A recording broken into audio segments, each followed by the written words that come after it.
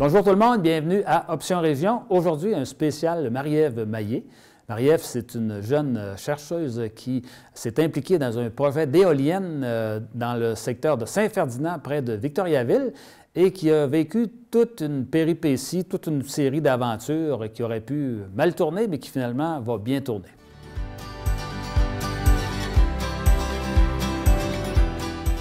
Aujourd'hui, dans le cadre de notre entrevue, on parle avec Marie-Ève Maillé. Elle va nous raconter une aventure assez spéciale, on pourrait dire, qui s'est passée récemment lors d'une implication qui s'est un peu retournée contre elle. Ça fait qu'on va lui demander vraiment de nous expliquer qu'est-ce que c'est que cette aventure-là. Bien, Marie-Ève, merci beaucoup d'avoir accepté l'invitation d'Option Région. C'est bien gentil. Marie-Ève, tu es spécialisée dans l'évaluation des impacts sociaux des grands projets. Tu es également aussi médiatrice environnementale, professeure associée au Centre de recherche interdisciplinaire sur le bien-être, la santé, la société et l'environnement à l'UQAM, à l'Université du Québec à Montréal.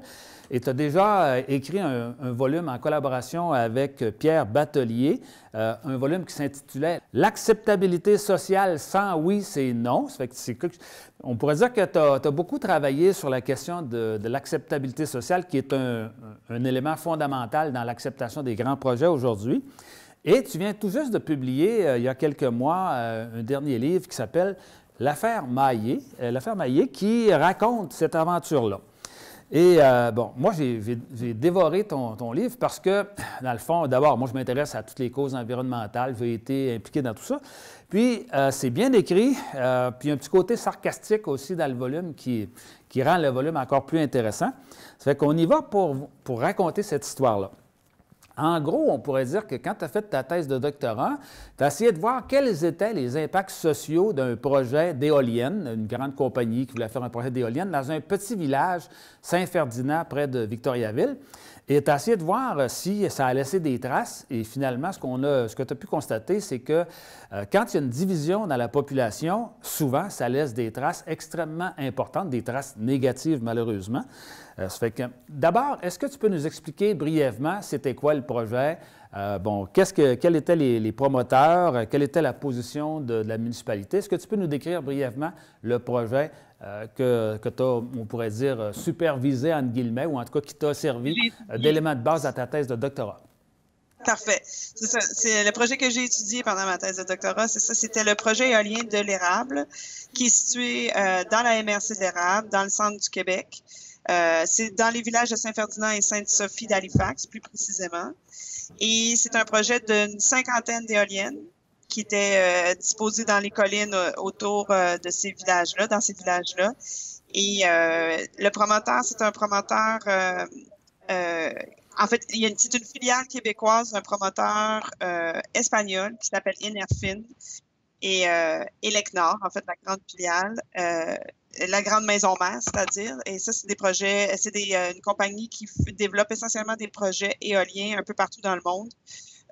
En Espagne, au Portugal. En fait, non, je ne suis pas certaine qu'ils en ont au Portugal, mais ils en ont dans le reste du Canada, puis ils en ont aussi en Amérique du Sud. Quelle était la position de la municipalité dans le cadre de ce projet-là? Quand moi j'ai fait ma recherche en 2009-2010, la municipalité était tout à fait favorable au projet éolien qui était proposé à ce moment-là. Il y avait eu, peu de temps avant les élections du BAP, il y avait eu un référendum, des élections. Et a posteriori, le maire qui avait remporté l'élection, qui était aussi le maire sortant, avait transformé cette élection-là en élection référendaire, finalement, pour faire finalement de ce scrutin-là, de cette élection-là, finalement, un scrutin en même temps, alors que les gens ne s'exprimaient pas nécessairement sur le projet éolien. Mais la position de la municipalité avait été très, très contestée par les citoyens localement. OK. Puis, dans ces projets-là, assez souvent, ce qu'on voit, c'est qu'il y a toujours un groupe de pour, des gens qui, parfois, peuvent en bénéficier ou en tout cas, ou qui ne voient pas de problème. Mais il y a des gens aussi qui sont contre parce qu'eux autres, finalement, ils n'en bénéficient pas. Comme on dit, tout ce qu'ils ont, c'est les problèmes qui vont avec. Par exemple, une perte de beaux paysages, ça peut être du bruit, ça peut être toutes sortes de conséquences négatives. Et c'est tout à fait normal que les gens s'opposent à ce moment-là parce que, dans le fond, ils ont plus de contraintes que d'avantages. davantage. Mais ça, ce que ça fait, c'est que ça entraîne des divisions dans la population, les pour contre les contre. Et là, ce que tu as pu relater, c'est qu'il y a des problèmes sociaux importants. Est-ce que tu peux nous donner des exemples de problèmes qui sont là et qui vont rester probablement pour longtemps suite à une chicane entre les pour et les contre? Mm-hmm. En fait, c'est toute cette question-là de la division sociale qui était au cœur de ma thèse. Parce que moi, ce qui m'interpellait, c'était justement comment la communauté s'était réorganisée en camps. Les gens qui étaient pour, les gens qui étaient contre, puis entre les deux, des gens qui étaient parfois mal à l'aise de prendre position parce qu'ils connaissaient des gens dans les deux camps. Et il y a des gens qui avaient besoin d'énormément de soutien pendant cette période-là parce ils vivaient un stress qui était important, ils vivaient un dérangement important. Et donc, ces gens-là avaient besoin de plus de soutien que d'habitude, mais ils le retrouvaient pas nécessairement là où ils avaient l'habitude de le trouver avant.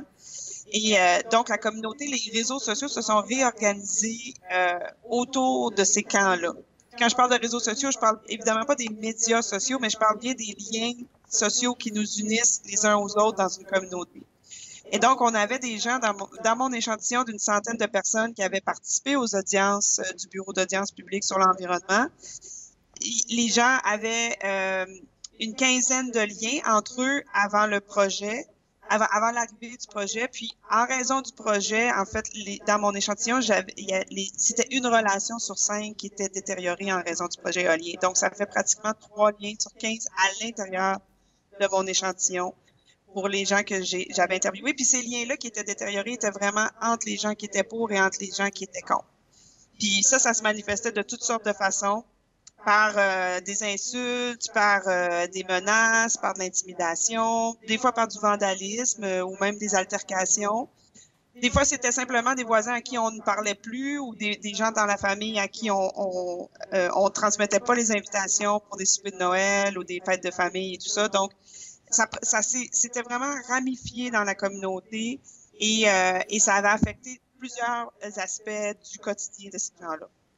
Mais ça veut dire que, dans le fond, avant ce projet-là, il y avait des gens qui s'entendaient bien, qui avaient des bonnes relations, que ce soit familiales ou des relations d'amitié, puis que ce projet-là a profondément divisé. Puis tu disais également que ça risque de rester longtemps. Ce n'est pas quelque chose qui va s'évaporer facilement. C'est quand même assez spécial. Souvent, on ne mesure pas l'impact justement de ces projets-là. On dit un projet économique, on parle d'économie, mais on ne s'aperçoit pas que ces projets-là ont des conséquences en dehors de ça qui sont très importantes pour la vie d'une communauté.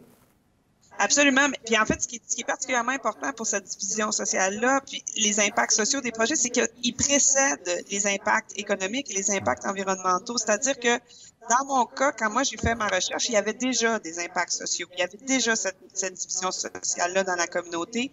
Et le projet était toujours pas autorisé par le gouvernement. Et donc, il aurait pu ne jamais être autorisé. Dans ce cas-là, il n'aurait pas eu d'impact économique et il n'y aurait pas eu d'impact environnementaux, mais il avait déjà des impacts sociaux. Et donc, c'est pour ça que c'est important d'en tenir compte de ces impacts sociaux-là parce qu'ils précèdent les projets. Et justement, ils restent longtemps dans le temps ensuite, puis chaque étape du projet, dans ce cas-ci, là, maintenant, dans l'érable, il y a un recours collectif. Fait que le recours collectif contribue aussi à nourrir cette division-là. Et moi, je pense que ça a affecté plusieurs générations, en fait, parce que même les enfants à l'école, dans les écoles locales, ont été affectés par les chicanes qu'ils ont observées chez leurs parents et entre les voisins, entre les membres de la famille au sujet du projet éolien. Donc, les enfants aussi héritent de ces liens-là qui sont détériorés en raison du projet éolien. C'est assez terrible de constater ça. Puis, tu parlais de recours collectif, c'est que les citoyens qui se sentaient lésés ont pris une action en justice pour obtenir des compensations financières pour les dommages qu'ils avaient eus. Et compte tenu du fait que tu avais travaillé sur le projet, que tu connaissais bien le projet, on t'a demandé si tu pourrais être témoin expert pour venir témoigner des effets négatifs de tout ça. Pourquoi est-ce que tu as accepté de devenir témoin expert dans cette cause-là? Oui. Bien, Parce que c'était tout à fait normal que je le fasse, en fait. J'ai fait un doctorat dans une école, dans une université de notre réseau d'éducation. J'ai bénéficié de fonds publics pour pouvoir faire ma thèse sous la forme de bourses d'études et de bourses de recherche. Le document que j'ai rédigé était destiné à être public. Ma thèse de doctorat est disponible en ligne pour ceux qui veulent la trouver. Alors, je me disais, c'est tout à fait normal que je redonne finalement à la communauté qui m'a permis d'avoir ce diplôme universitaire-là et que j'accepte de témoigner. Et j'avais accepté de témoigner à la demande des citoyens, mais j'aurais pu aussi accepter de témoigner à la demande d'Éolienne de l'Érable si elle l'avait fait. OK. Mais au moment où toi, tu embarques là-dedans, tu embarques de bonne foi en disant que, dans le fond, comme tu dis, tu veux contribuer à ce que ta thèse serve à quelque chose, puis c'est tout à fait honorable. Puis là, tu te dis, bien, mon témoignage va probablement aider le juge à prendre un bon jugement. Et là, finalement, c'est qu'on se ramasse que là, on te demande de donner des renseignements, des renseignements personnels confidentiels, comme le nom des gens. On te demande de rendre public tous les témoignages. Et toi, tu refuses de rendre ça public. Pourquoi est-ce que tu refuses de rendre public les témoignages que tu as reçus? Parce que la confidentialité des données de recherche, c'est un élément essentiel de l'éthique de la recherche. C'est-à-dire que moi, quand je fais de la recherche, comme chercheuse, j'ai accès à des lieux, à des espaces, à des gens qui, autrement, ne pourraient pas répondre à mes questions, ne voudraient pas répondre à mes questions. Mais, par exemple, les chercheurs peuvent aller des fois dans des endroits où même les journalistes ne sont pas les bienvenus. Parce qu'on a une démarche de recherche qui est encadrée, qui est rigoureuse, qui repose sur des principes éthiques, où est-ce qu'on doit respecter la dignité des personnes qui participent à notre recherche. Et ça inclut également de ne pas révéler ce que les gens nous disent et de ne pas révéler les noms des gens qui ont accepté ou non de participer à la recherche. Donc, pour moi, c'était un engagement éthique que j'ai pris envers eux au moment où j'ai fait ma recherche en 2009-2010. Okay. Puis, c'était mon devoir, à mon avis, de respecter cet engagement-là. Et donc, quand on m'a demandé accès à mes questionnaires de recherche, à mes enregistrements audio, à mes journaux de bord de recherche et à la liste des participants, pour moi, ça a tout de suite allumé un voyant rouge dans ma tête où je me suis dit, c'est pas normal et je ne devrais pas remettre ces données. Mais les avocats de la compagnie, non seulement t'ont demandé d'avoir accès à des renseignements, mais ils t'ont demandé toutes sortes de documents qui te demandaient beaucoup de temps à préparer. Pourquoi tu penses qu'ils te demandaient tous ces renseignements-là? Bien, la réponse qu'eux, ils donnent, c'est qu'ils voulaient contre-expertiser ma thèse et donc ils avaient besoin de tous les éléments d'information auxquels j'avais eu accès pour pouvoir voir si les conclusions que j'avais tirées étaient les bonnes. Mais moi, je pense qu'il y a aussi, il y avait aussi une volonté d'intimidation, je vais oser utiliser le mot, d'intimidation socialement acceptable là, par l'intermédiaire de nos tribunaux, parce que c'est extrêmement stressant quand on reçoit des demandes comme celle-là. On se dit, mon Dieu, est-ce que je dois remettre tout? Est-ce que je peux modifier les documents? Est-ce que j'ai une marge de manœuvre? Et tout ça m'a demandé énormément de temps. Puis c'était des données qui n'étaient pas récentes. En fait, ça s'est passé en 2015, puis ma thèse datait déjà de 2012. Le dépôt final. Donc, c'est des vieilles affaires. Il fallait que je me retrouve là-dedans. C'était beaucoup de stress de devoir classer et organiser tout ça pour les transmettre à Éolienne de l'Érable. Dans le fond, c'est une manière, comme tu disais, d'intimidation. C'est plate, mais malheureusement, ça existe. Les grosses compagnies, souvent, n'hésitent pas à essayer de faire peur aux gens. Mais non seulement on t'a demandé des documents, on voulait te faire travailler bénévolement pour toutes sortes d'affaires, mais c'est que suite au fait que tu n'as pas voulu donner les renseignements que la compagnie voulait avoir, c'est que là, tu as reçu une lettre, une lettre, on pourrait dire juridique, là, un document juridique, dans lequel on te disait que si tu ne fournissais pas les documents qui avaient été demandés, ça pourrait être considéré comme un outrage au tribunal et que non seulement il te forçait, mais que si tu ne donnais pas les documents, tu pourrais même te ramasser en prison. Ça fait que là, toi, comment tu t'es senti dans cette situation-là au moment où toi, tu voulais aider? Il y a une lettre juridique qui te dit que si tu ne fournis pas les documents, tu peux te ramasser en prison. Comment est-ce qu'on se sent quand on reçoit ce genre de lettre-là? Oui, en fait, c'était même pas une lettre, c'était une ordonnance de la Cour. Donc ça, c'est extrêmement puissant comme document. Et c'est là qu'en posant des questions autour de moi, j'ai compris que je pouvais m'exposer à un outrage au tribunal si je communiquais pas mes données comme on me l'ordonnait. Et c'est là que j'ai compris que les choses étaient extrêmement sérieuses. Et j'ai à nouveau tenté d'obtenir de l'aide de mon université à ce moment-là. Malheureusement, mon université a encore refusé de m'aider et la solution qu'on avait retenue, l'avocat des citoyens et moi à ce moment-là, alors que je ne suis pas représentée et que je n'ai pas la possibilité de faire valoir mes droits devant le tribunal, mais la solution qu'on avait trouvée, c'était de dire qu'on retirait ma thèse et on retirait mon témoignage. Et ça m'apparaissait à ce moment-là comme la seule façon de protéger mes données de recherche. Mais quand tu as rencontré les gens de l'UQAM, puis même tu avais fait des recherches pour essayer de vérifier si tu avais raison de conserver les documents confidentiels, puis là, tu as trouvé un certain nombre de documents qui confirmaient que c'était essentiel pour les chercheurs de pouvoir respecter cette confidentialité-là. Et là, tu t'es dit, bien, comme c'est dans les documents officiels de l'UQAM, c'est sûr qu'ils devraient être capables de m'aider. Moi, j'ai fait ma thèse à l'UQAM. Là, tu es allé les voir, puis comme tu disais, tu n'as pas reçu d'appui, pas du tout. C'était quoi leur réponse? Eux autres, pourquoi est-ce que, dans le fond, ils n'ont pas voulu t'aider? Puis c'est quoi les raisons qu'ils donnaient pour ne pas t'aider? Bien, en fait, ils se sont défilés de façon assez magistrale pendant plusieurs mois en me donnant différentes raisons, mais essentiellement que ma thèse m'appartenait, que les données de ma thèse m'appartenaient, que je pouvais en faire ce que je voulais. Et donc, j'étais responsable finalement de les protéger. Ce qui était faux en réalité, c'était vraiment la responsabilité de l'UQAM. Ça fait partie de ses obligations en tant qu'institution de recherche. Ça fait partie de ses obligations de me fournir à ce moment-là quand quelqu'un tente d'accéder, quand un tiers tente d'accéder à des données de recherche qui sont confidentielles, une université est tenue de fournir des services juridiques externes aux chercheurs. Mais c'est ça que l'UQAM n'a pas fait. Puis c'est là que elle et moi, on était un peu entrés en conflit parce que ça faisait partie de ses obligations et malheureusement, ça lui a pris du temps avant de s'en rendre compte. Bien, pourquoi est-ce que tu penses que dans ces grandes institutions-là qui sont censées te donner l'exemple, qu'on peut voir que, dans le fond, les bottines ne suivent pas les babines, là, c'est quoi? Est-ce qu'ils ont peur? Est-ce que c'est parce que c'est pour se débarrasser? Ils ne cherchent pas le trouble? Ou... Ben, en fait, je pense que l'UQAM avait peur de créer un précédent en se disant est-ce que demain matin, je vais être obligé de fournir une aide juridique à tous mes chercheurs qui se mettent les pieds dans les plats?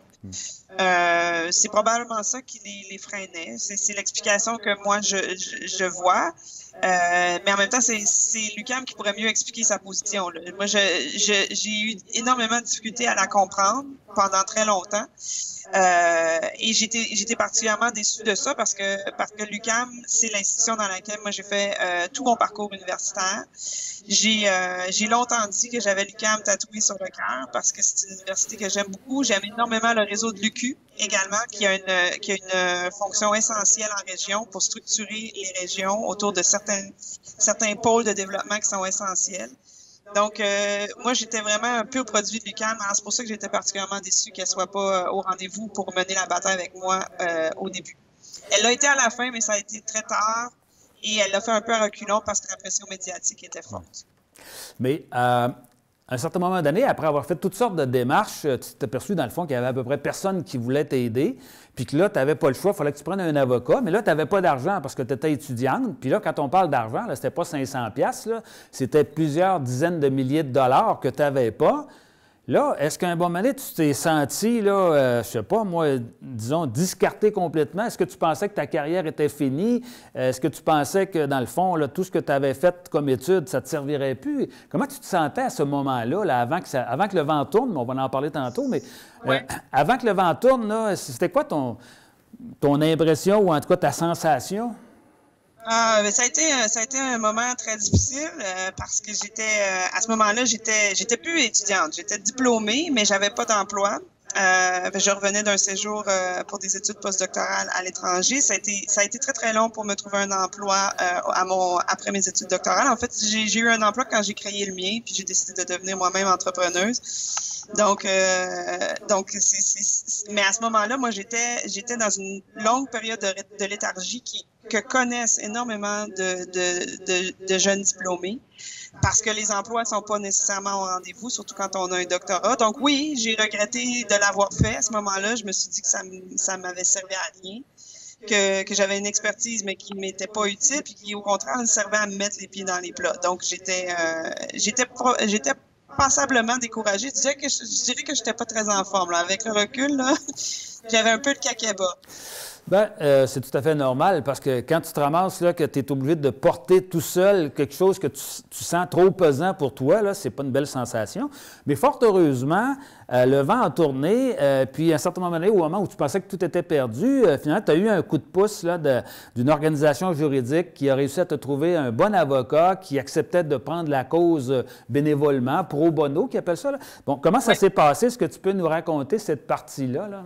Oui, ça effectivement, ça c'est le point tournant dans cette affaire-là, c'est l'intervention de Pro Bono Québec, qui est un OSBL qui sert justement à mettre en lien des gens qui ont des causes d'intérêt public comme la mienne, mais qui n'ont pas les moyens de se payer un avocat et qui ne sont pas éligibles à l'aide juridique.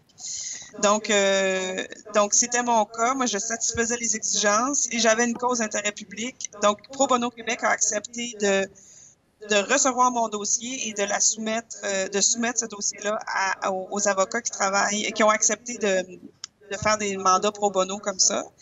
Et j'étais extrêmement chanceuse d'avoir attiré l'attention d'un bon avocat qui s'appelle Maître Bogdan Catanou du cabinet Woods à Montréal, qui a accepté de me représenter gratuitement et il a fait ça avec une collègue de son bureau qui s'appelle Maître Laurence Sainte-Marie. Et donc, je me suis retrouvée, grâce à Pro Bono Québec, grâce à ce cabinet-là, je me suis retrouvée avec 2 avocats pour le prix de 0, ce qui était vraiment, comme on dit, ça a été un game changer parce qu'à ce moment-là, je pouvais jouer à armes égales avec Éolienne de l'Érable.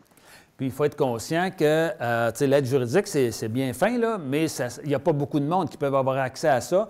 Dans le fond, aussitôt que tu dépasses, je pense que c'est 35 000 puis à ce moment-là, tu n'as plus droit à l'aide juridique. Ça veut dire qu'il y a beaucoup de monde qui, malheureusement, ne peuvent pas se défendre parce qu'ils n'ont pas accès à la justice, ils n'ont pas le moyen de se payer un avocat, puis ils ne peuvent pas aller à l'aide juridique. C'est le cas de beaucoup de monde, si je me trompe. Si je me trompe pas. Absolument. En fait, l'aide juridique, là, c'est pour les gens qui sont très pauvres. C'est vraiment pour les gens qui sont particulièrement démunis, particulièrement défavorisés. Mais moi, dans mon cas, on faisait pas beaucoup d'argent, mon mari et moi. On faisait quelques milliers de dollars de trop à 2 pour être éligible à l'aide juridique, mais avec un salaire annuel pour 2 personnes d'une quarantaine de $1000, on n'a pas les moyens de payer un avocat. Je sais pas comment ce système-là, par qui il a été pensé, là. Mais malheureusement, effectivement, il laisse de côté un paquet de gens qui n'ont pas les moyens de payer un avocat et qui ne sont pas éligibles à l'aide juridique. Donc, c'est pour ça que c'est essentiel que des services comme ceux de Pro Bono existent, okay. Et Pro Bono Québec. Et malheureusement, ils peuvent pas aider tout le monde, sauf que au moins, eux, ils sont là pour les gens qui ont des causes comme la mienne. Quand le vent a commencé à tourner, il est arrivé un événement, à mon avis, qui a dû avoir de l'importance. En tout cas, je me demandais si c'est pas ça qui t'a permis peut-être de réussir là, à faire changer un paquet de monde qui ne voulait pas t'aider. C'est la diffusion dans les médias de ce qu'on a appelé l'affaire Maillé. Dans le fond, il y a quelqu'un, un journaliste de Radio-Canada, qui a lancé la nouvelle, puis là, il y a d'autres médias qui se sont préoccupés de ça. Ça a comme réveillé pas mal de monde. Est-ce que ça a été vraiment un élément marquant qui a aidé ta cause dans tout ça? Absolument. En fait, ça a surtout aidé à faire bouger l'UQAM, qui encore à ce moment-là refusait de m'aider. Après presque 1 an dans le dossier, elle était toujours pas intervenue, mais le texte de Radio-Canada, puis surtout le suivi qu'il y a eu, en fait, l'espèce de vague médiatique que ça a créé, a mis énormément de pression sur l'université pour que ça bouge, et ça m'a permis aussi d'obtenir du soutien de la part de la communauté universitaire, alors que jusqu'à maintenant, je vivais ça un peu toute seule dans mon coin à essayer de me dépatouiller dans ce système-là qui est particulièrement difficile à affronter. Là, j'avais un avocat, mais j'étais encore seule dans la mesure où les personnes dans le milieu universitaire savaient ce qui m'arrivait. Puis là, sauf les gens tout près de moi. Et la médiation de l'affaire a certainement aidé à mettre la pression sur tous les acteurs sociaux pour que ça bouge, là, parce que ça a monté. Il y a énormément de gens qui se sont préoccupés par cette question-là quand c'est sorti dans les médias. Okay. Puis, finalement, comme on disait, le vent a tourné, ton avocat a réussi à gagner le fait que tu n'aies pas besoin de rendre public les documents. Tu n'es pas allé en prison, comme on dit. L'UQAM s'en est mêlé. Mais toute cette aventure-là, dans laquelle tu étais embarqué en croyant que peut-être que c'était quelques heures peut-être de bénévolat, est-ce que tu as calculé le nombre d'heures, de jours, de nuits que tu as passé là-dedans, suite, en tout cas, à ton désir d'aider, mais qui est devenu quasiment ton occupation principale? Oui, effectivement. Non, j'ai pas compté. J'ai pas compté et je pense pas que ce soit une bonne idée de le faire parce que c'est évident que je rentrerai pas dans mon argent. Donc, non, c'est ça. Surtout la nuit, hein, quand ça m'empêchait de dormir. Donc, non, c'est une histoire qui m'est passée dessus, qui m'est passée sur le corps, qui m'est passée dans la tête et qui a été très, très lourde à vivre. OK. Bien, Marie-Ève, merci beaucoup, d'une part, de nous avoir raconté ton aventure et d'autre part, de t'être tenue debout, parce que dans le fond, c'est avec des gens comme toi qui se tiennent debout qu'on va faire avancer positivement la société. Puis je suis content que tu t'envoies un message à tes collègues universitaires, parce que c'est pas le cas de tout le monde de gens qui veulent s'impliquer dans la communauté. Bien, ça en prendrait plus des gens comme toi, puis merci beaucoup de ton implication. Puis, pour les gens qui voudraient en savoir plus long, bien, je vous rappelle là, que toute l'histoire est racontée dans l'affaire Maillé, qui est aux éditions Éco-Société. Très intéressant à lire. Merci beaucoup, Marie-Ève. Merci, M. Trottier. Et c'est ainsi que se termine notre émission. La semaine prochaine, c'est la dernière émission de la saison. On va parler, entre autres, de l'American Dream. Est-ce que ça a déjà existé? Puis est-ce que ça existe encore?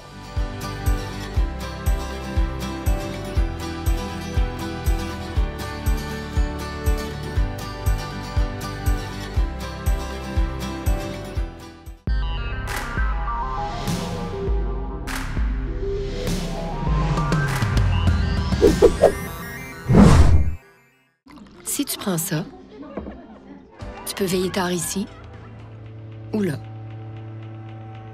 Ça dépend si tu prends ça.